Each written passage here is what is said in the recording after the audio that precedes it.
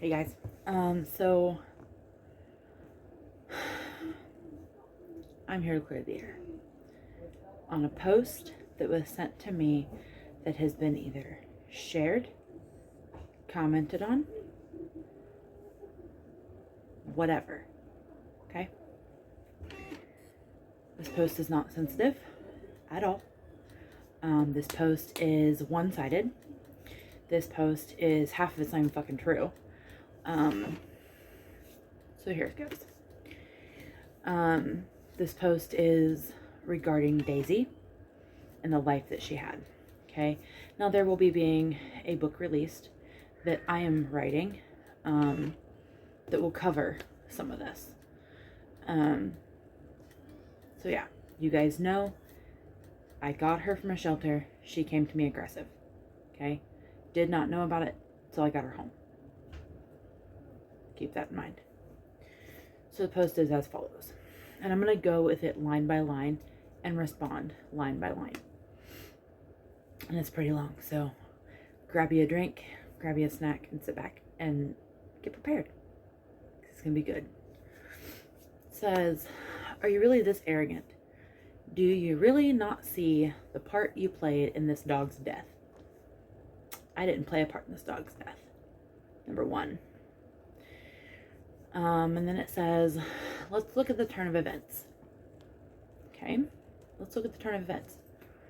Dog was already very insecure and a heavy resource guarder, which you weren't solving, but were at least managing just fine. Now, Daisy being a resource guarder, let's talk about that. Yeah, she was. She was a resource guarder. I was honest about that. I told you about that. You know who you are. I told you about that. Okay? Okay. She had food aggression. She had water aggression. You knew about that. You did nothing to help. You know who you are. Then it says, the dog was starting to recover from these issues after a year because I luckily knew how to help. Neither issues being close to, quote, resolved, as you publicly claim. Never claimed that they were resolved. Said they were being worked on. Absolutely. You, however, did not help with that. My trainer did. And not the trainer that I was living with. My trainer helped with it. Okay? Okay. It took months and weeks of working with her. I didn't just sweep it under the rug. I'm not you. You know who you are.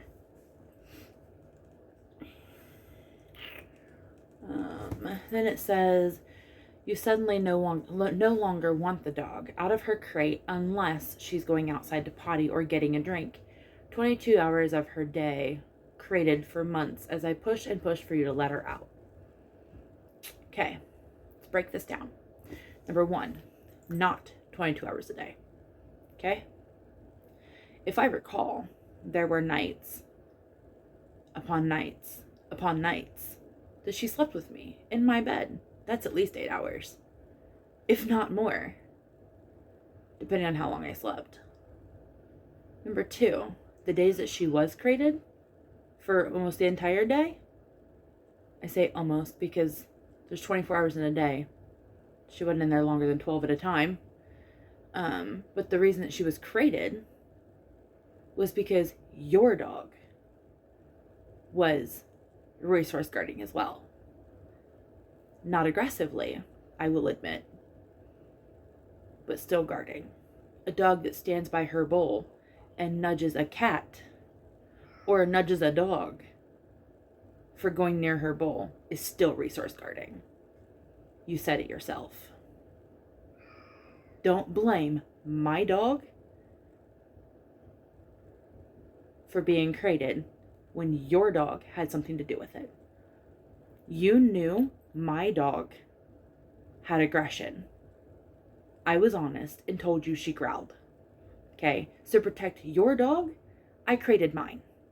Your dog was out 95% of the day.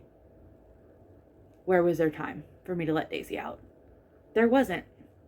Again, you know who you are. And as far as you pushing for her to be let out, no, you didn't. No, you didn't, because if I remember right, you sat with your phone in your hand 95% of the day. Try again.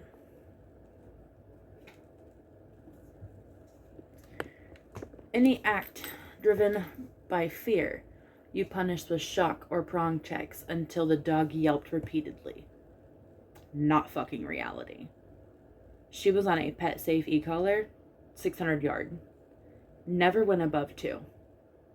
Never. And even an emergency case, never went above 2. Because that's what I was comfortable with. It's what I had already felt. Okay? She never had a prong collar on unless she was working. I've never pulled on my dog until she yelped. Do not make accusations. Because 1, that's abuse. I'm not some people out there. Okay? Okay. You kick her crate multiple times a day while she's desperately looking for safety and comfort. Again, no. Tapping her crate with the tip of my toe is not kicking her crate. Okay?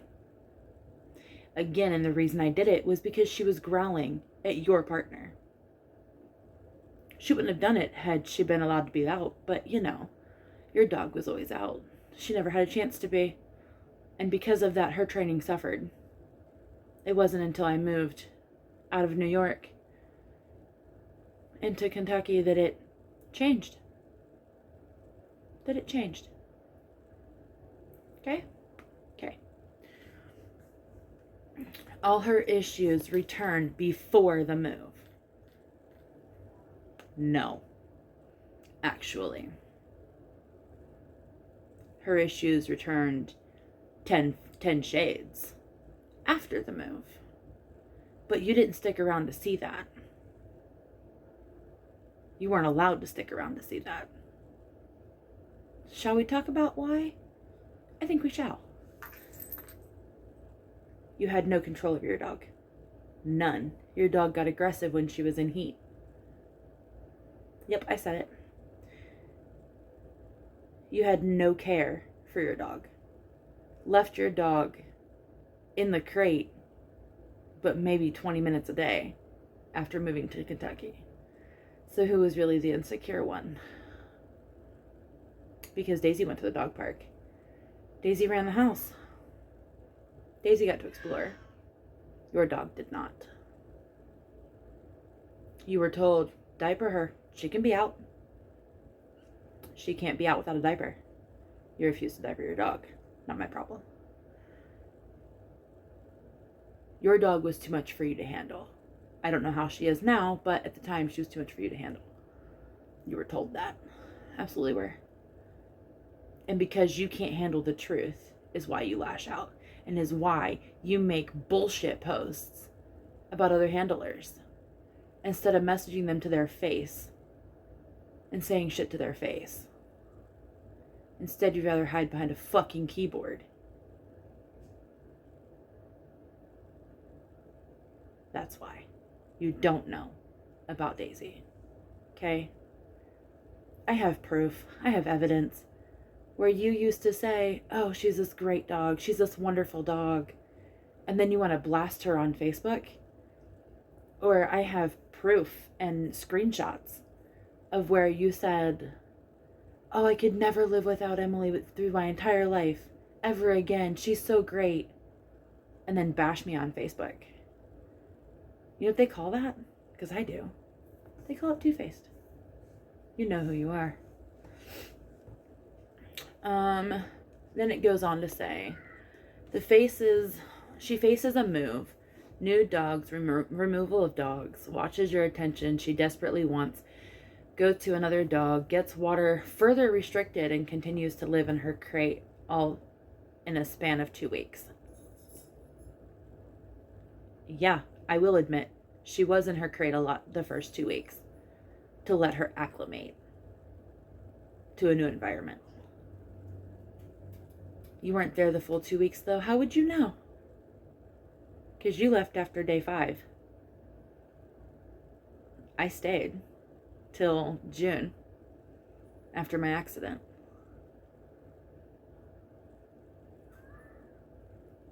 So again, how would you know? Because I know damn sure my roommate didn't tell you shit. As far as water being further restricted, no, she had a full bowl of water to herself in her crate, as well as a unlimited amount of food in her crate to herself. She was taken care of, believe that. You saw what happened during the day, not what happened at night. We had different sleep schedules. My roommate and I would take our dogs to the dog park in the middle of the night because it was in our complex. So, again, what do you know that you can bash and try to make me look bad on the internet? Because it's just making you look like an idiot. And we continue. She finally has you at the dog park, asks for your attention, feeling the need to guard yet another resource, you. She does not allow the new dog that has all your attention near you. At this point, I had had Bagheera for a hot minute. With her. They actually lived together for about a month.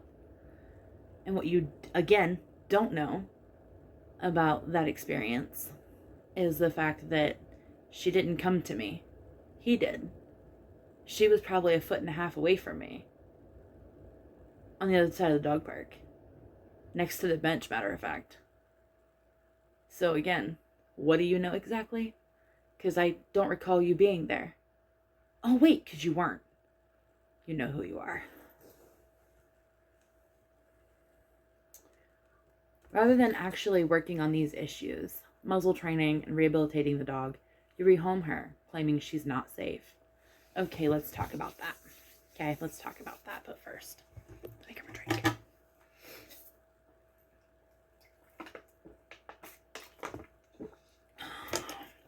And yes, I have a slight in my lid because animals.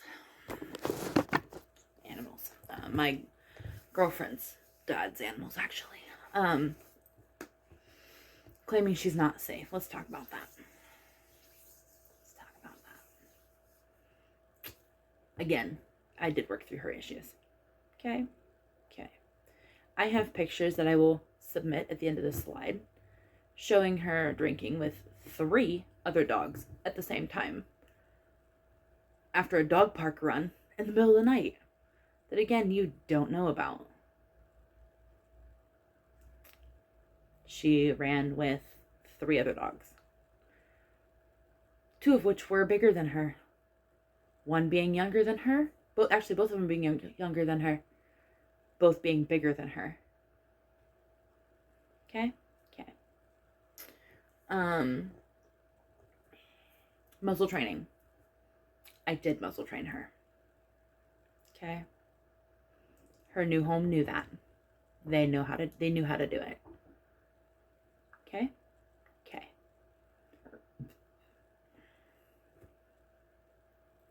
When she started acting out in a pet-friendly place, she no longer wanted to work. She didn't want to vest up. She didn't want to put her shoes on. She didn't want to put her collars on. She didn't want to leave the house to get in the car. And you know she liked car rides. She loved car rides. She just didn't want to do it.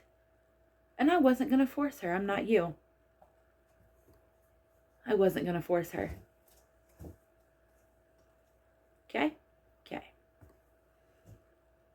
Her not being safe was due to her aggression.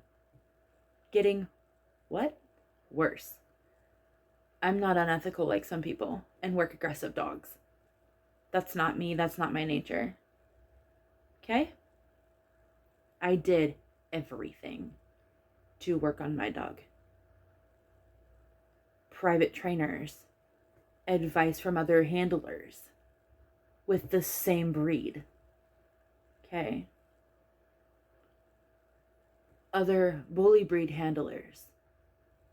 Everything that I tried did not work. Okay? It wasn't day and night. No.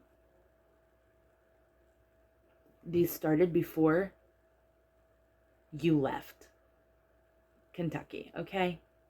Okay. Because, again, I'm not unethical. I didn't continue to make her work through it. Not like that. That's not me. First rehome doesn't work out. You pick her up. Apparently, she'd decide she's still unsafe and rehome her to someone with children. Okay, let's talk about that. I gotta move my leg. Oh, it hurts. First rehome doesn't work out. You pick her up. Because the lady was trying to sell her for drugs. Found that out when she openly admitted it to me. And I went back and picked her up. Sure did. Absolutely. Not being safe was because she became dog aggressive from being attacked at the complex. Again, that you didn't know about. She's been attacked 3 times in her life since I've had her. And once at the shelter before I got her. So again, you have no room to talk. At all. None.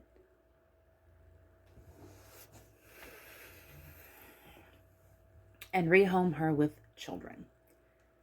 Because these kids were older. We're talking 8 and up. They know no means no. Okay? And I was under, again, the assumption that they had dogs prior because that's what I was told. Again, you weren't there. You don't know how her rehoming situation went. Don't state facts that you don't know. Keep my fucking dog out of your mouth. You set this new home up with a dominance-based trainer that has no business being in behavioral modification and abandoned his own behavioral mess. He was advised not to get after having him for a week and a half, as well as thinks stress signals are drama and manipulation. Don't know what you're talking about there. Because me nor my co-trainer are dominance-based. We are actually, what's the word for it? Balanced? Yeah, we are balanced trainers. Balanced trainers use corrective tools. We also use positive reinforcement. We don't just let our dog act like an asshole in public. You know who you are. My dog didn't whine in public. Yours did. Mine didn't act like a fool in the car. Yours did. So whose training really slacked? Because it wasn't mine. Mine could be off leash and I didn't have to worry about a thing. Yours couldn't, to save her soul. At all. And yeah, I'll say it. I loved your dog at the beginning. I did. I loved her to death. But about a month before we moved to Kentucky, started becoming very annoyed. Very annoyed.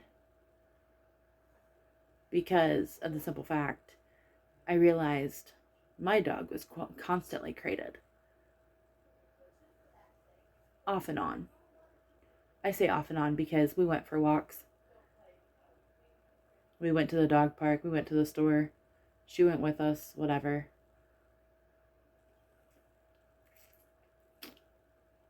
My health became worse. And I was told several times, I don't think it's a good idea you take your dog with you. But let me take mine. That's not fucking reality. Not fucking reality.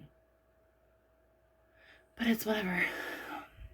Let bygones be bygones, I guess. As they say. Never once do we think stress signals are drama manipulation. No, that's not reality either. Stress signals are stress signals. If they're stressed, you take a step back. Let them have free time. Let them do their own thing for a minute. And you go back at it. Or you just give them a break. Depending on how their energy level is. But again, you wouldn't know anything about that, would you? No, you wouldn't. Moving on. They share concerns with you and this underqualified trainer regarding her behavior. Yet you claim everything was fine until just a few months ago, even though she bit a visitor to their home.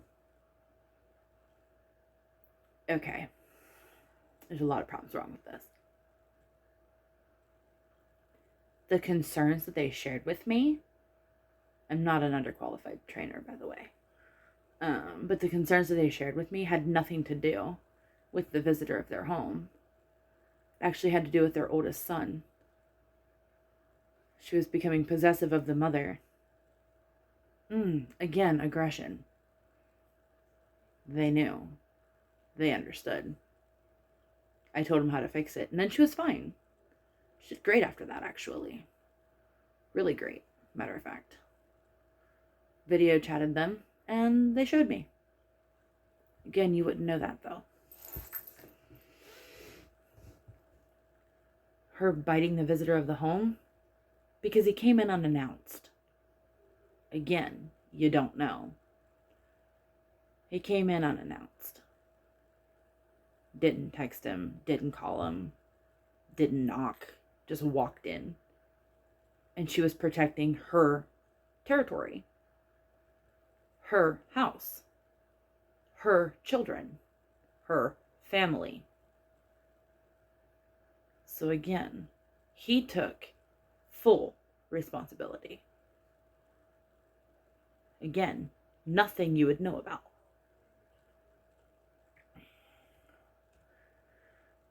Skipping that one because it talks about not being conditioned to a muzzle. Already went over that. Yeah, she was. Fast forward. This dog bites their child, and you and the trainer refuse to believe because you can't believe it because you can't possibly think of the angle of the bite, despite it being the same angle presented when she aggressed over her bull when you owned her. Okay. I've talked to several lawyers about this. Several lawyers, actually. Several. She was a bully breed. No shame, she was. The angle of the bites, the one here, would have got her eye socket too, because she's a bully breed. The one back here would have got the forehead too. Again, she was a bully breed. If you angle them up together, it doesn't add up. They're not in the same angle. Never mind the fact we've gotten 2 different stories of how it happened. So again, you don't know all the facts. Because I don't put them out there. Because of people like you. So, again,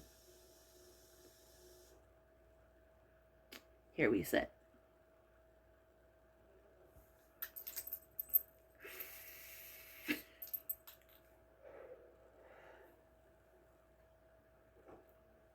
Doesn't add up. The first story that I was told was it was the older son. The second story I was told was it was the younger son. First story I was told was oldest son in the face. Second was youngest son on the head. So, my trainer doesn't think that it added up, and neither do I. Neither does my lawyers. At all. At all, I might add. Okay? 2 different stories. Now, the 2 different ways that it happened. I was told they were roughhousing. Okay, if that's the case, so be it. They were playing. Do I condone it? No. Does it make it okay? No.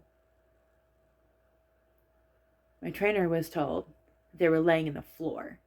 So which is it? Again, I didn't put all the facts out there because people like you. Moving on.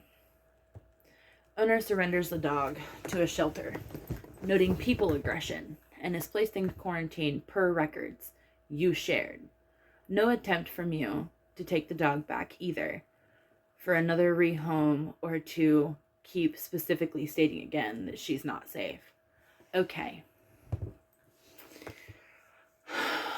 You make my head hurt. You know who you are.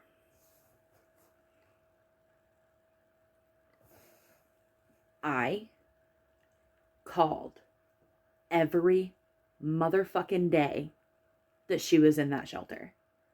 I checked on her every day. Every day that she was there. Every fucking day. You have no right telling me or anyone else that I didn't try. Because I did. How dare you? First off. Second of all, the records that I shared publicly was because I had followers coming to me and asking. So yes, I shared them. Don't like it? Stop stalking. Take it or leave it. Choice is yours. You know who you are. And I'm not the one that stated that she wasn't safe the second time around. After the shelter said that she wasn't safe for children or other animals. So, again, I wasn't wrong. I wasn't wrong at all.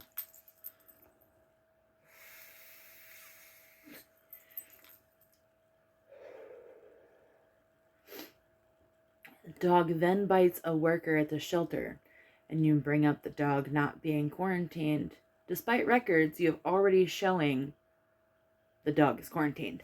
Okay. Again, you weren't there. She was taken to a Humane Society first. Okay? To be checked out. To be looked at. Okay? For a routine checkup. Okay? They asked if the Humane Society could take her. I was told that the Humane Society is where she bit the worker. Okay? Supposedly. There's no proof of that. I've called and asked. There's no proof of that. Whatsoever. He was then advised to take her to Louisville Metro. Okay? That's where she went. So, and that's where she was quarantined. Had she bit somebody at the shelter or at the Humane Society, they would have quarantined her right there. Again, you don't know all the facts because they didn't post them all. If that's bad of me, then so be it. My people know the facts. A few of my followers know the facts. Okay? Okay. That's where it doesn't add up. Okay? That she bit the Humane Society worker. That is the part that it doesn't add up. Metro, she never bit a soul. Because again, I called every day to check. I called every day to see how she was. to explain to them how trained she was. Because again, I took pride in her training. Pride in her training. Because she had a lick of nothing when I got her.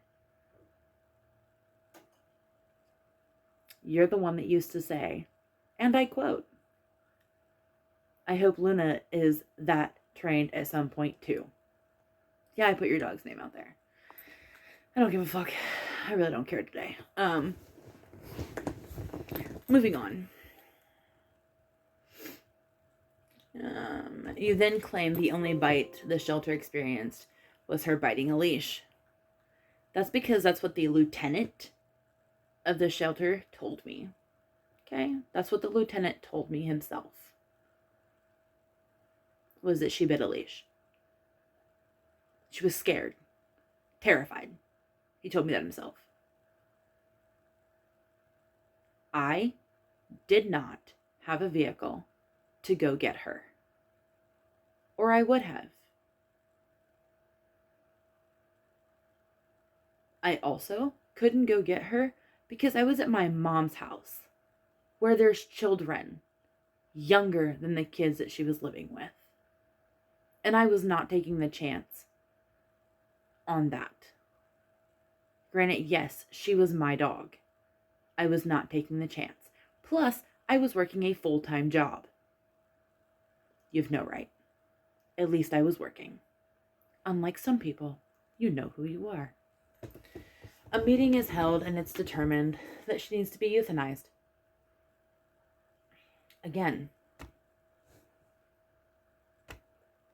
I'm not pissed that the decision was made to euthanize. I'm pissed because I was told they were putting her in a foster care, in a foster home, and they didn't. That's why I'm angry. Again, you don't have all the facts. So who are you to run your fucking mouth and post me and shit about my dog and my business on the internet? I don't post yours. I mean, I am now, but beside the point. 0 fucks given. None.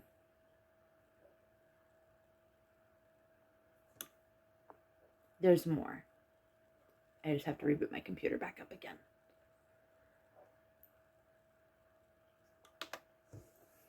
Because you go on to bash me.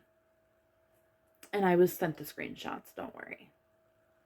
I was sent the screenshots.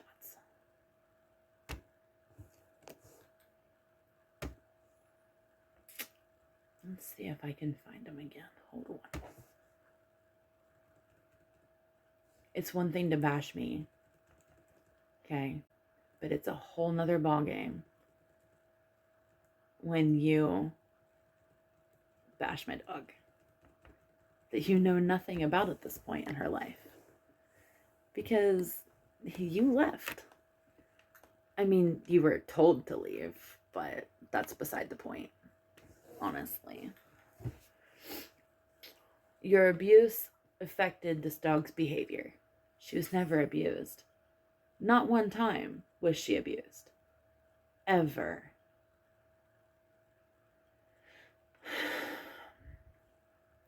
I am sickened that you think you deserve to have another dog. I am outraged that the people are trusting your abusive, shitty self with their own dogs. I have people backing me up. I have clients that I can work through. You know, I offered to train your dog, but you wouldn't let me, so your dog's probably still a mess. I am beyond done with the threats sent to me or calling out blatant mistreatment of this dog. Never threatened you. Never once. Again, a lie. You will never be able to treat a dog well until you accept that you played a huge part in this dog's fate. I love that dog with my whole heart. Never abused her, never neglected her, never nothing. Never nothing. If me protecting your dog was neglecting mine by putting her in a crate so that she didn't go after yours while she was eating, then so be it. I feel I was being responsible. Oh well. So, not done with that. It is what it is. It is what it is. I had my dog a lot less time frame than you had yours. And mine was still more trained than yours. Mine was labeled as a full service dog within a year of having her. Yours is 4 and just now labeled as a service dog, if not older. I offered to help you. You wouldn't let me. But then got butthurt when we told you that she was too much for you to handle. And that she needed to lose weight. Because it wasn't good on her joints if you were doing mobility with her to be overweight. Am I saying making her skin and bones? No. Am I saying barely feed her at all? No. Just watch how much you feed her. That's all we were saying. Diaper her and she could be out of the crate is what you were told. It's not what you posted though. You only post one-sided shit. And I think it's fucking funny. I really honestly do, quite frankly. I'm done with the bullshit posts. I'm done with the bullshit one-sided stories. If you're gonna post the whole thing. Post the whole story, not bits and pieces. Because you look like an idiot. Because I've had people come to me and say, hey, what's up with this? Is this true? No. And I give them the proof. The proof is in the pudding. Take you a giant bite, buddy. Because you're going to need it. You know, I was going to be nice. And I was going to try to hash out our issues and try to be friends. That's not reality. Not reality after that post. Not fucking reality. At all. At all. But thank you guys for coming to my TED Talk, to my air clear, whatever you want to call it. I will have another video up sometime. Hopefully it's not like this one. I hope. But if it is, it is. If they want to get into a YouTube fight, Facebook/YouTube fight, that's fine. I won't mention names. I mean, I could, because name that you have isn't your legal name, so at least as far as I know, it is what it is. I'll see you guys later. Bye.